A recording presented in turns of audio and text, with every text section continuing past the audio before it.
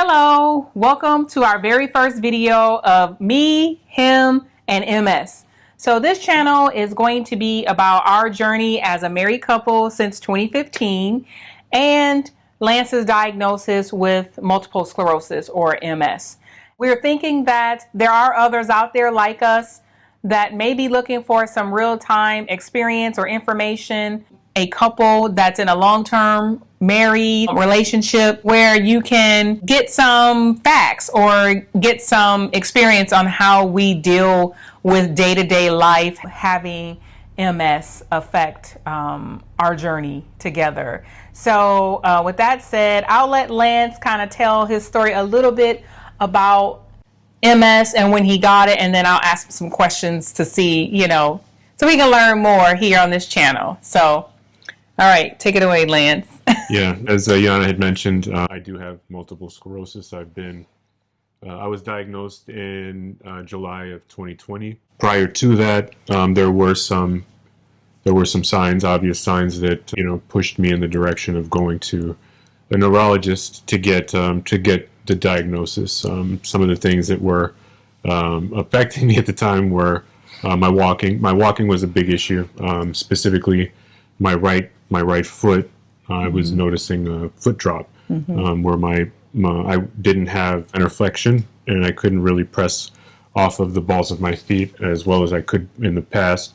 So that, along with the constant napping, which I never did, and overall fatigue, malaise, and other weird little quirky things with my body that I just couldn't explain away anymore. And it just ended up it became too much to bear alone and just try to, say or dispel it away to something like, oh, I'm getting older, or oh, it's just because I have a bad knee, or I'm overworking myself, or whatever, instead of actually going and looking for the help. So, and I thank her for that, because if it wasn't for her, I probably never would have gone. Because if I was by myself, I probably never would have done it.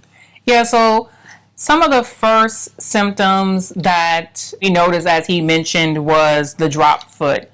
And we both chalked that up to a bad knee, which came from college football days. And so it didn't really dawn on us that something neurological could be the issue. So we did seek out an orthopedic doctor and try to rule out, whether or not it was the knee. And over time, that took us some time to get that ruled out. Bo Jackson. It took us some time to get ruled out. And in the meantime, I noticed, like he said, he was napping, and this man never naps. So he never napped pre-diagnosis. So it would be that during the middle of the day, he'd be in the bed taking a nap, and that struck me as odd. And so that is when we decided to seek out a neurologist to get some more testing to see if there was something else wrong. How did you feel the day that they told you that it was MS? Well, I think the big thing was, I guess, a small bit of disbelief, because my sister has, she was diagnosed with it, I don't know how many years ago. It's been a while, over 10 years. I wasn't really sure at the time when she had mentioned that she was diagnosed with it, the extent or the severity of what it was. I didn't necessarily take it seriously for her because it wasn't my problem, so I necessarily wasn't going to look into it as much because I wasn't experiencing it. So I think going through it now and seeing how it made me feel, it was a lot of disbelief, a lot of, I questioned a lot of the things that I did from my past that could have maybe attributed to the MS diagnosis. I don't think I was necessarily sad or upset about it. I think at that time I was still kind of processing it, because even though I was having issues with, mobility and some of the fatigue, I didn't necessarily feel like I was, going down a really dark path yet. You know what I mean? Yeah. So I think that whole aspect of it was still, Unknown. a It was dark really area. unknown. Yeah. So I think for me, I think I felt sad. I felt sad because we didn't have a lot of information. We didn't know if this meant you die sooner, or if this means he's not going to be able to walk anymore at some point. The only reference I had or exposure that I had to MS was his sister. And a long time ago, I had a neighbor that had MS, and I just remembered her being normal one day, and then you see her again like a few months later, and she was like literally in a wheelchair, and they're pushing her down the street to the store.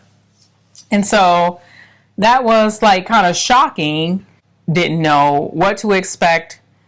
Yeah, because it's not What like works, what doesn't work, Yeah, we didn't know any of just that. going out and looking, reading about MS or seeking out people who had it. You don't know. It just wasn't something that was in our vernacular And not on our radar for the 20 for 2020 that I had to look up the all the symptoms and other potential ailments that I could experience with multiple sclerosis. So it's been a journey. And so another thing about multiple sclerosis is that there's different forms. So there is one form called relapsing remitting, where you go into a relapse, and then that relapse essentially remits, or and the relapse goes away. So whatever symptoms you experience with the relapse, it goes away for some time, and people cope and deal with it that way. And then you were initially diagnosed with. Well, the thing, they didn't necessarily diagnose you. They didn't tell you, right? Which one. They didn't say which flavor of MS I had, whether it was RMS, secondary PPMS, primary progressive. Secondary primary progressive. I'm sorry, secondary primary progressive, or primary progressive or secondary progressive. Yeah. And really, there's never been like a lull in symptoms. The symptoms. They just progressively gotten going, worse. Yeah. Because like when we talk about it and people ask me like how I'm doing, I'm like, well, today I feel okay, and like my baseline now compared to what it was just a year ago is way different.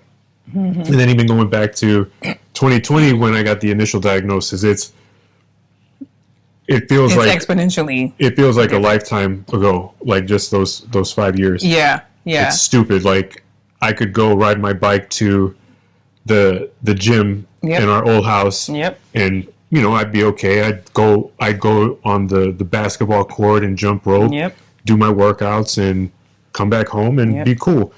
Now I'm lucky if I can get 2 workouts in a week where I go into the garage. I have a little workout area set up, and as we evolve through this journey here, I can show you some little workouts. But anyway, but yeah, it's a way for me to mentally get myself in a better place if I'm having a bad day. But the only way that happens is that if I have the energy, right? Yeah. Because 85% of the time, I don't make it out to the garage to get a workout in.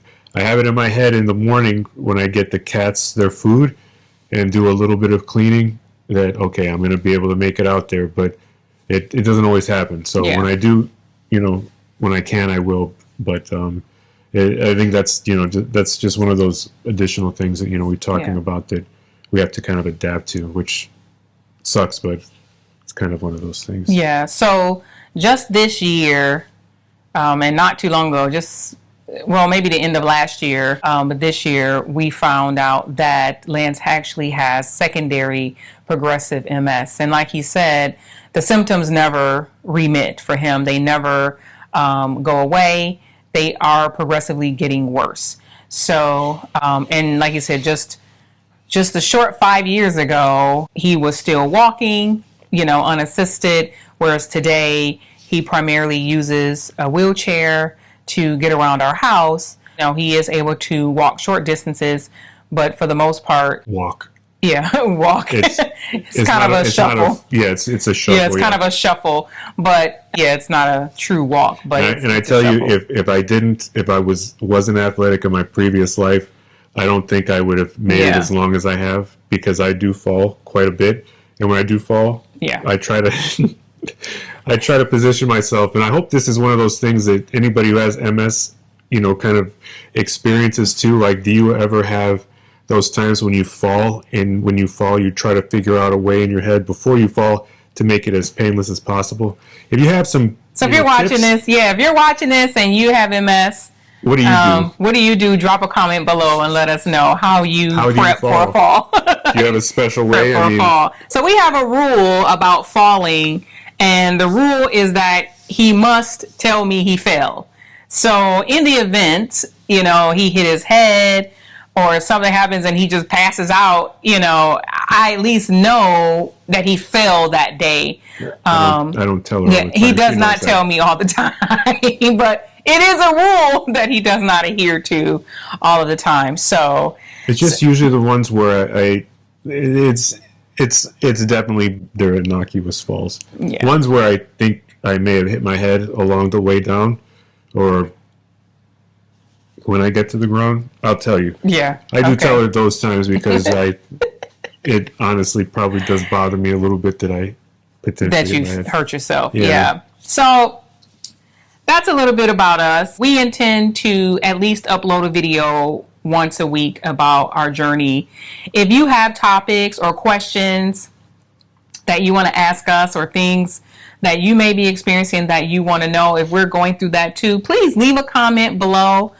We love to create a community around this, and this month is MS Awareness Month. The month of March is MS Awareness Month, and so this is our little way of shining a light on MS and bringing more awareness to this debilitating disease. I feel like it's just not talked about enough.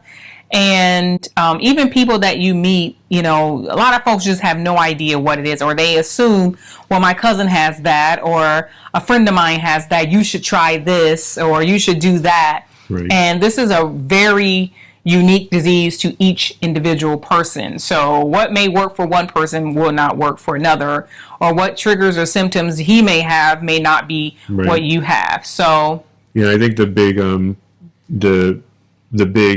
mystery behind MS is when somebody mentions, when somebody responds to you, like Yana said, my cousin or my friend has it, and they can walk around, just fine. Like, what's the, what's up with you? Yeah. And that's where, or it goes you should back try to this. Yeah. The try this method is always funny. It's exhausting. Yeah. So, even for me, it's exhausting. I've had people say to me, like, oh, well, I said I have multiple sclerosis. That's why I have X, Y, and Z for this. This is work related. And the person was like, oh, I have scoliosis too. I'm like, oh, okay, it's not scoliosis. I didn't say it. I was like, yeah, okay.